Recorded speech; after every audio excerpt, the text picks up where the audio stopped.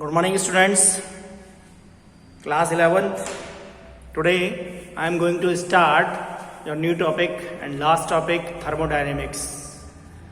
Thermodynamics, as the name given, therm. Therm means heat and dynamics means motion.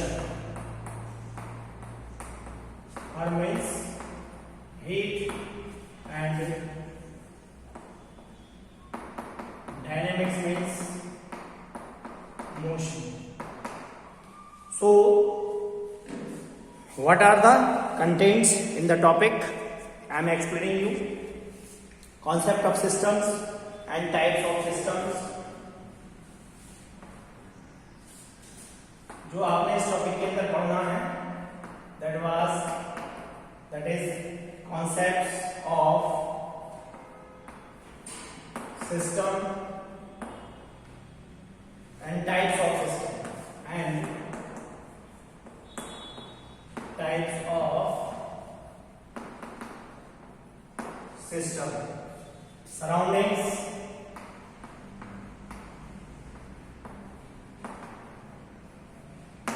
work, heat, energy, extensive and intensive properties, extensive and intensive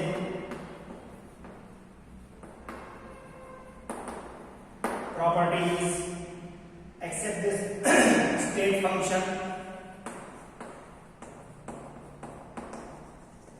state functions, then first law of thermodynamics, first law of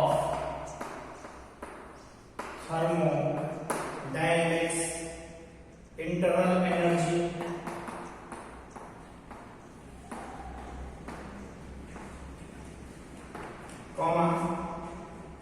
internal energy and enthalpy, except this measurement of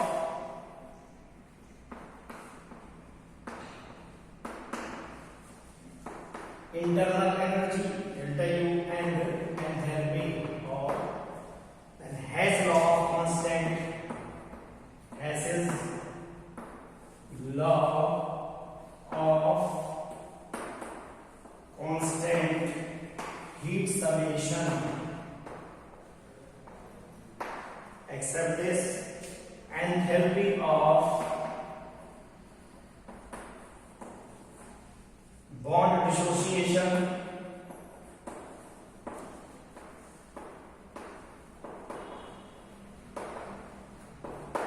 and combustion, formation,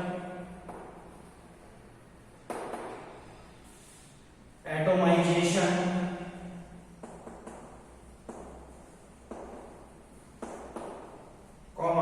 sublimation,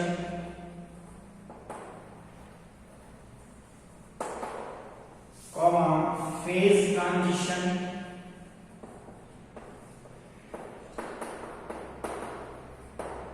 and ionization,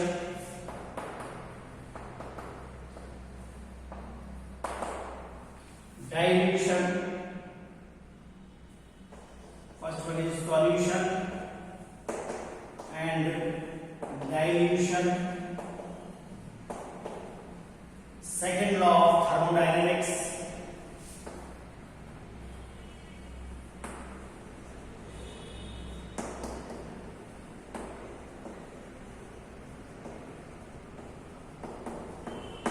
second law of thermodynamics. After that, इसका brief introduction है, introduction of entropy as a state function. After that, Gibbs energy,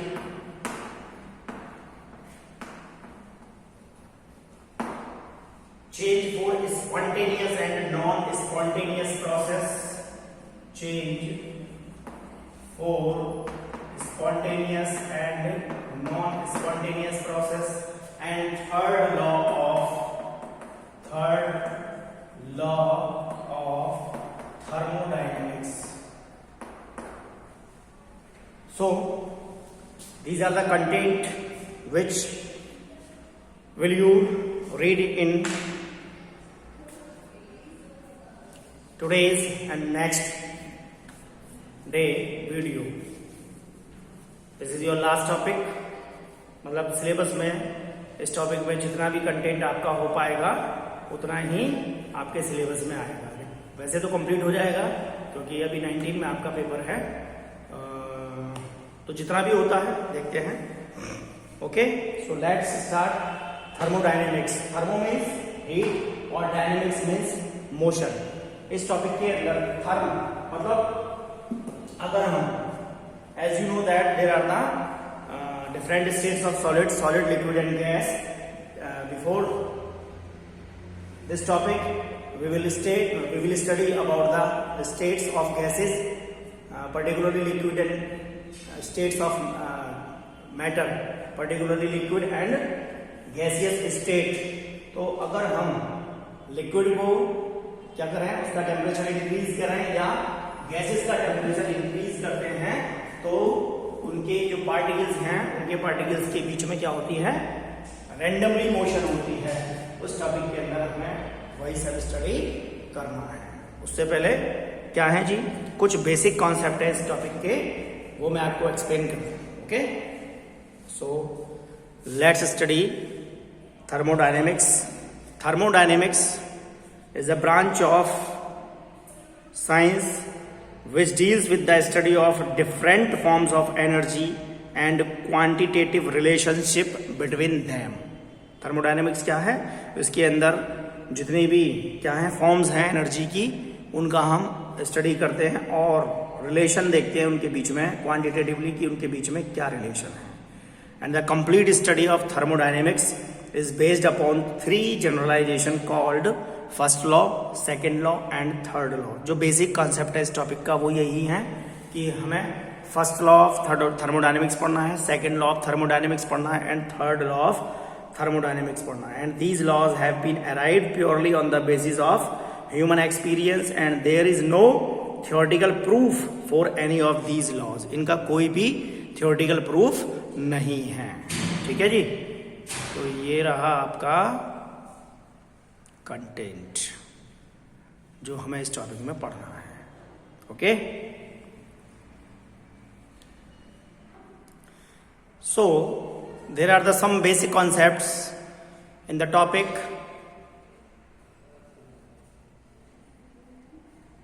the first one is system. देखिए, total universe के अंदर जो part है उसको ही हम क्या कहते हैं, सिस्टम कहते हैं. और वो क्या है, विच इज अंडर ऑब्जर्वेशन.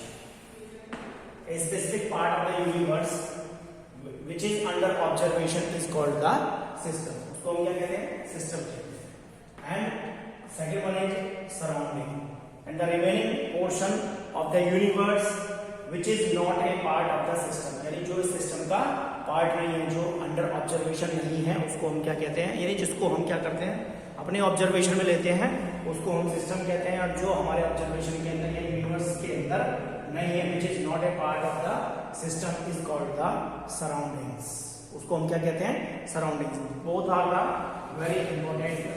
ठीक है, और सेकेंड वन थिंग क्या है कि the system and the surrounding are separated by real और इमेजिनरी बाउंड्रीज. हम इनको रियल, वास्तविक और इमेजिनरी जो काल्पनिक बाउंड्रीज के द्वारा भी क्या कर सकते हैं, सेपरेट कर सकते हैं. And the boundaries also defines the limits of the system. और जो वो बाउंड्री होती है वो इस सिस्टम की लिमिट्स को डिफाइन करती है. And this system and surroundings can interact across the boundary. ये जो सिस्टम और सराउंडिंग है ये क्या करते हैं, इंटरेक्ट करते हैं, एक दूसरे से मिले हुए रहते हैं. कहां पर, बाउंड्री के ऊपर. Now types of system. System जो होते हैं वो, there are so many types of system. The first one is isolated system. Isolated system is this type of system has no interaction with its surrounding. इसके surrounding से इसका कोई interaction नहीं होता है। And neither matter nor energy can be exchanged with the surrounding, यानी हम एक क्लोज्ड वेसल लेते हैं, ठीक है, और इसके अंदर हम क्या रख रहे हैं, वाटर को रख रहे हैं, तो ये क्या हो जाएगा, आइसोलेटेड सिस्टम। ये यहाँ से ना एनर्जी बाहर आ सकती है और ना एनर्जी अंदर जा सकती है, कोई एक्सचेंज ऑफ मैटर नहीं होगा। अगर जहां एक्सचेंज ऑफ मैटर होता है उस सिस्टम को हम कुछ क्या कहते हैं, और कहते हैं, यानी आइसोलेटेड सिस्टम के अंदर a substance contained in an ideal thermos flask is an example of isolated system. ये क्या हो गया, एक कंटेनर में थर्मस फ्लास्क का एग्जांपल है, ठीक है जी। उसके अंदर हमने क्या ले लिया, कोई भी चाय भर ली, गर्म पानी ले लिया, तो वो क्या करेगा, वो जो एनर्जी का एक्सचेंज होना है कि एनर्जी यूनिवर्स को जाएगी या बाहर से एनर्जी यूनिवर्स से एनर्जी उस कंटेनर यानी थर्मस फ्लास्क के अंदर आएगी, तो कोई भी एक्सचेंज मैटर का नहीं होता है। तो इस प्रकार के सिस्टम को हम आइसोलेटेड सिस्टम कहते हैं। नेक्स्ट,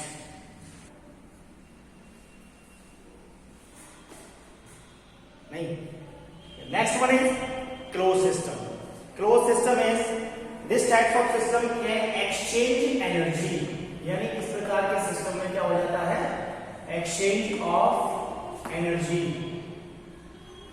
एक्सचेंज होता है एनर्जी का, and in the form of heat. Exchange of energy किस रूप में होता है, हीट के रूप में होता है, ठीक है, एंड वर्क और रेडिएशन, हीट, वर्क और रेडिएशन के रूप में क्लोज सिस्टम के अंदर एक्सचेंज ऑफ एनर्जी होता है। And but not matter with it surrounding, the boundary between system and surrounding is sealed, यानी ये बंद नहीं होता है, बट नॉट इंसुलेटेड, और ना ही इंसुलेटेड होता है, ना तो हम इसका इंसुलेशन करते हैं, ना ही इसको हम क्या करते हैं, क्लोज करते हैं। For example liquid in contact with vapour, इसका एग्जाम्पल क्या हो जाएगा, liquid in contact with vapour, और वो भी in a sealed tube and in a sealed tube and pressure cooker, ठीक है जी। किसी भी लिक्विड को हम क्या ले लें, प्रेशर कुकर के अंदर बंद कर लें, तो this one is the example of closed system, ये क्लोज सिस्टम का एग्जांपल है, ठीक है। Next one is open system. Open system next है आपका टाइप्स ऑफ सिस्टम में ओपन सिस्टम। ओपन मीन्स खुला हुआ, ठीक है। ये क्या कहेगा, this type of system can exchange matter, यहां पर क्या होगा, एक्सचेंज होगा मैटर का, मैटर एक्सचेंज मैटर और as well as energy, matter as well as energy with its surroundings, इसकी सराउंडिंग से क्या होता है, एक्सचेंज ऑफ मैटर और एनर्जी का चेंज होता है, एक्सचेंज होता है। And this boundary is neither sealed nor insulated, ये बाउंड्री भी ना तो सील होती है ना ही इंसुलेटेड होती है। And sodium react with water in an open beaker, reaction यहाँ क्या दिखाया है, सोडियम का रिएक्शन इसके साथ, वाटर के साथ, वो भी इसके अंदर ओपन बीकर में या टेस्ट ट्यूब के अंदर, ये इसका एग्जाम्पल है ओपन सिस्टम का। क्या होगा, एक एनर्जी, सोडियम आप जानते हैं बहुत ही रिएक्टिव मैटर है, सोडियम रिएक्ट करेगा और इसको चेंज हो जाएगा, ऑक्साइड के अंदर चेंज हो जाएगा, लेकिन यहाँ पर क्या होगा, ये क्या हो गया, दो सब्सटेंस एक दूसरे से रिएक्ट कर रहे हैं, कॉम्बिनेशन रिएक्शन है, और जब ये रिएक्शन होगी तो a lot of energy will produce, बहुत अधिक मात्रा के अंदर इसमें ऊर्जा निकलेगी। Now next one is homogeneous system. Homo means homogeneous system, यानी जहां यूनिफॉर्मिटी नजर आए, ऐसा सिस्टम, a system is said to be homogeneous when it is completely uniform throughout, यानी जब तक क्या होता है, एक्सचेंज ऑफ मैटर और एनर्जी होता है, तब तक ये एक जैसा रहेगा, यूनिफॉर्म रहेगा।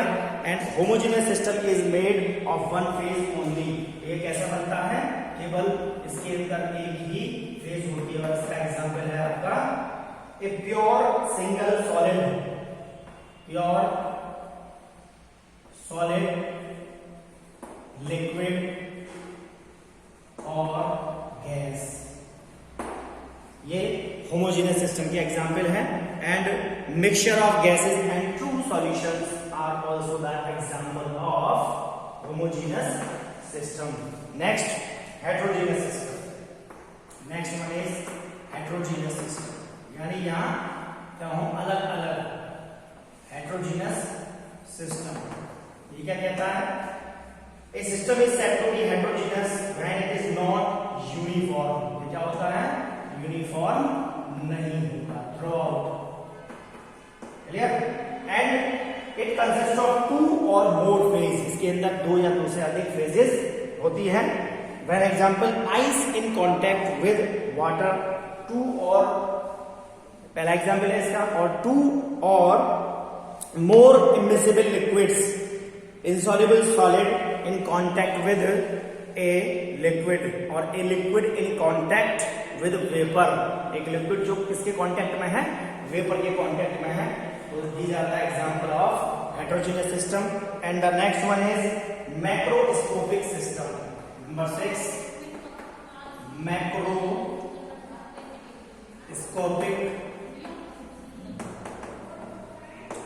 macroscopic system.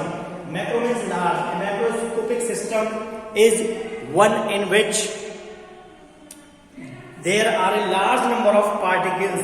ये particles क्या हो सकते हैं? It may be molecules or atoms or ions. यहाँ क्या होंगे? ये particles हो सकते हैं जिनके अंदर क्या हो? मैक्रोस्कोपिक मॉलिक्यूल्स हो, उसको हम क्या कहते हैं?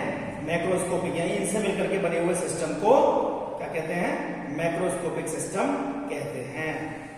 अब आता है thermodynamics deals with matter in terms of bulk, यानी large number of chemical species behaviour, यानी क्या होता है, थर्मोडायनेमिक्स के अंदर हम स्टडी करेंगे मैटर की चेंज की, किस फॉर्म से किस रूप के अंदर ये चेंज होता है, और ये बल्क में होता है, बल्क में अधिकता में होता है। And the properties of system which arise from the bulk behaviour of matter are called macroscopic properties. अब ये क्या होंगी, यानी मॉलिक्यूल्स, एटम्स और ions, these are the macroscopic properties. And the common example of macroscopic properties are pressure, इसके जो common example हैं, these are pressure, volume, temperature, surface tension, viscosity, density and refractive index. So the macroscopic properties can be subdivided into two types. The first one is intensive property, मैं बताया था मैंने आपको, देखते हैं क्या होती है intensive property. First macroscopic property है, that is intensive property, and the properties which do not depend upon the quantity of matter, quantity of matter present in system or size of the system are called intensive property, यानी जो इसके ऊपर quantity of matter के ऊपर और उसके size के ऊपर और के ऊपर डिपेंड नहीं करती है, उसको इंटेंसिव प्रॉपर्टी कहते हैं। और इसके एग्जांपल लेना चाहें तो first one is pressure, second one is temperature and third one is density, fourth one is specific heat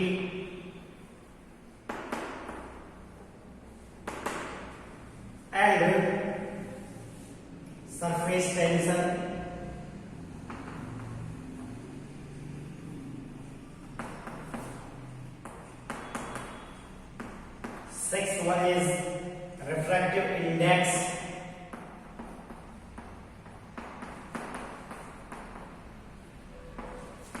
Seventh one is viscosity. And melting point, boiling point, and the volume per mole,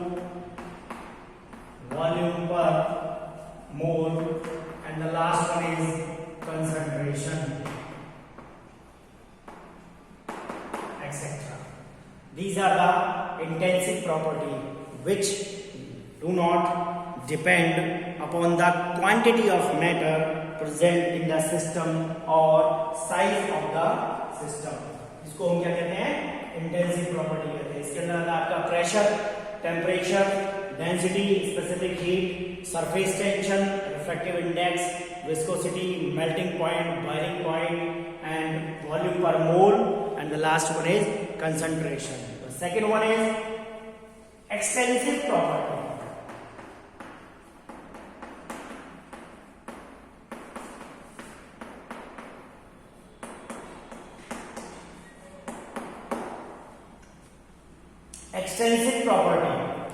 Extensive property, the property whose magnitude depends upon the quantity of matter present in the system are called extensive properties. और इसके अंदर आपका आता है mass,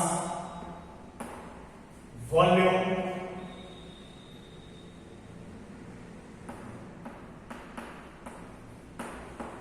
internal energy,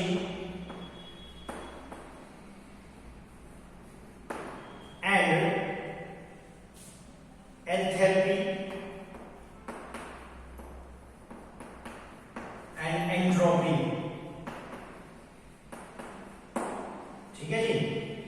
These properties are additive in nature. जो जितने भी properties है, जो एक्सटेंसिव प्रॉपर्टी यानी जो इसके मैग्नीट्यूड के ऊपर डिपेंड करती है, उनको एक्सटेंसिव प्रॉपर्टी कहते हैं. These are mass, volume, internal energy, enthalpy and entropy. और these are additive in nature. ये कैसी होती है? Additive होती है नेचर के अंदर. And the next one is any extensive property if expressed as per mole or per gram becomes an intensive property. अगर हम किसी भी प्रॉपर्टी को किसमें पर मोल और पर ग्राम के अंदर रिप्रेजेंट कर रहे हैं तो ये ध्यान रखिए, उसको हम क्या कहते हैं? इंटेंसिव प्रॉपर्टी कहते हैं. नेक्स्ट आगे आता है states of system and state variables. आगे है आपका system, types of system, surrounding, work, heat energy, extensive and intensive property, state functions. ठीक है जी. तो ये इसके अंदर आता है आपका, देखते हैं, state of system and state variables. States of system and state variables क्या होता है? मैक्रोस्कोपिक प्रॉपर्टी यानी जितनी भी मैक्रोस्कोपिक प्रॉपर्टीज हैं which determine the state of system are refer to as state variables. जो मैक्रोस्कोपिक सिस्टम क्या बताते हैं? स्टेट्स ऑफ सिस्टम को बताते हैं, उसको ही हम क्या कहते हैं? स्टेट्स वेरिएबल्स कहते हैं. एंड और स्टेट फंक्शंस और थर्मोडायनेमिक्स पैरामीटर, इनको हम क्या? They are also referred as thermodynamics parameters. इनको थर्मोडायनेमिक्स पैरामीटर भी कहते हैं. And the change in the state properties depends only upon the initial and final states of the system, but it is independent of manner in which the change has been brought about. यानी जो भी परिवर्तन होता है वो इन्हीं thermodynamics parameter को लेकर के होता है. And the states properties do not depend upon a path followed. क्या होती है जी? ये जो प्रॉपर्टीज होती हैं किसी भी पाथ के ऊपर फॉलो नहीं करती. Next one is thermodynamic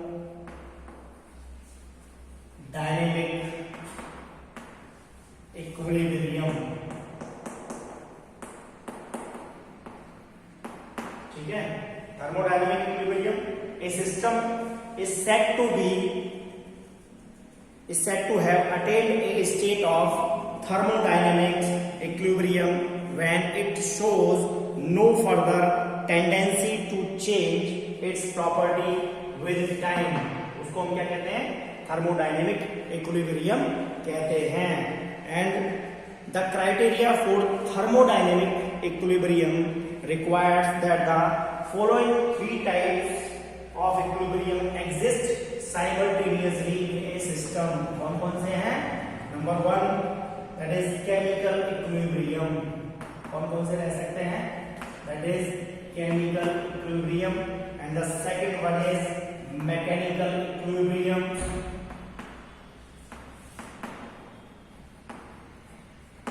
And the third one is thermal equilibrium.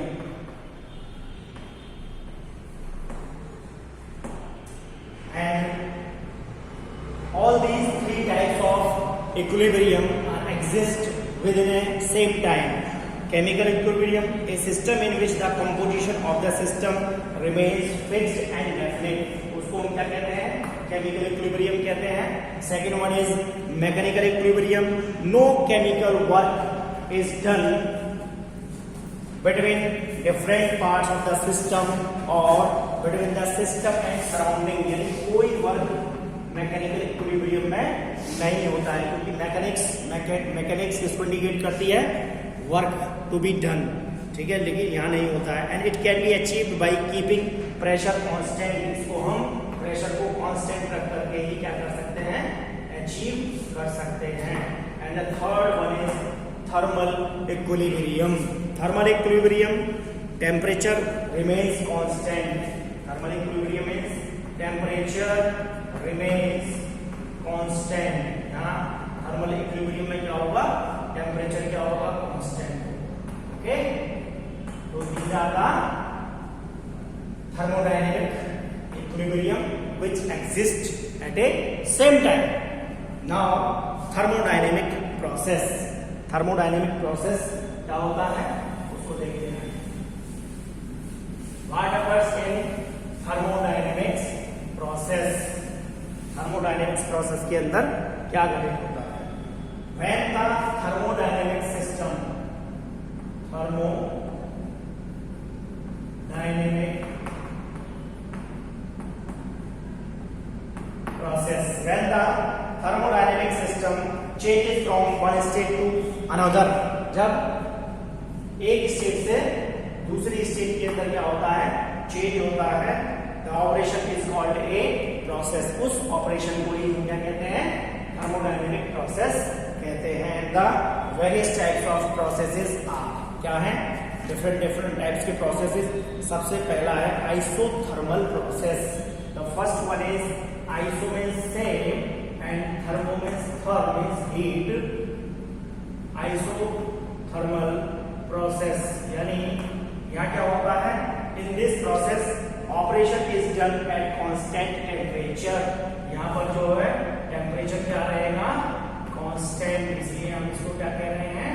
Isothermal process कह रहे हैं. यानी डी किसके लिए लिया है? बहुत ही माइन्यूट सूक्ष्म टेम्परेचर के लिए, that is equal to 0.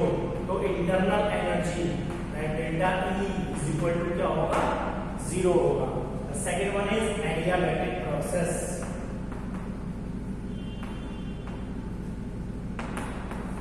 Second one is adiabatic process. यहाँ क्या होगा जी? In this process there is no exchange of heat takes place between the system and surrounding. कोई हीट का एक्सचेंज नहीं होगा. And the system is thermally isolated. यानी यहाँ पर भी dQ is equal to 0. कोई एक्सचेंज नहीं होगा adiabatic process के अंदर. And इसकी जो बाउंड्री होती है वो insulated होती है. And the third one is isobaric. Isobaric pressure. Iso means process. Iso means same और बार बोलते हैं प्रेशर को. यानी यहाँ पर क्या होगा? Pressure constant. प्रेशर कांस्टेंट होगा मीन्स यहाँ ले लेंगे आप P डेल्टा पी या डीवी, बहुत ही माइन्यूट उसके लिए हमने यूज किया है। यानी ऐसा प्रोसेस जहां पर प्रेशर को कांस्टेंट हो उसको आइसोबारिक प्रोसेस कहते हैं। एडियाबैटिक प्रोसेस जहां पर कोई हीट ऑफ एक्सचेंज का मैटर, यानी कोई भी एक्सचेंज हीट एनर्जी कुछ भी ना हो उसको एडियाबैटिक प्रोसेस। आइसोथर्मल जहां पर टेम्परेचर कांस्टेंट हो उसको आइसोथर्मल प्रोसेस कहते हैं। And the next one is isochoric.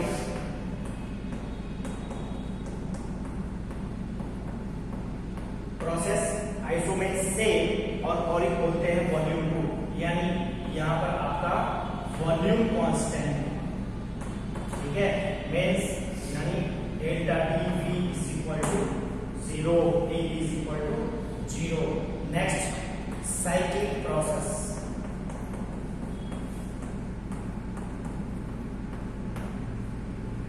When a system undergoes a number of different processes and finally returns to its initial state, यानी यहाँ पर लगातार क्या होते हैं, चेंजेस होते रहते हैं, ठीक है, चेंजेस होते रहते हैं, लेकिन बाद में जाकर के क्या है वो अपनी इनिशियल स्टेट के ऊपर आ जाता है, उसको हम साइक्लिक प्रोसेस कहते हैं।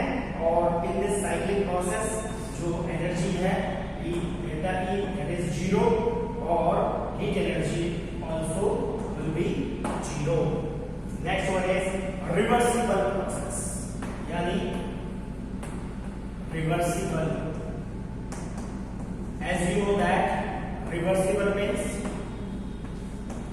प्रोसेस होगा और रिवर्स हो जाएगा, यानी कोई चीज बनी और वापस टूट करके वही बन गई, उसको हम क्या कहते हैं, रिवर्सिबल। यानी कि प्रोसेस विच अकर्स इनफाइनाइटेसिमली स्लोली, बहुत धीरे धीरे प्रोसेस होता है, पता भी नहीं लगता, ठीक है, उसको हम क्या कहते हैं, रिवर्सिबल प्रोसेस कहते हैं। And the opposing force is infinite, smaller than driving force, and when infinitesimal increase in the opposing force can reverse the process, it is said to be a reversible process।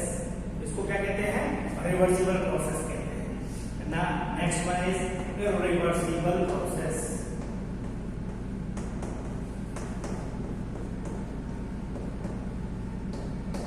irreversible यानी कोई भी change, ठीक है,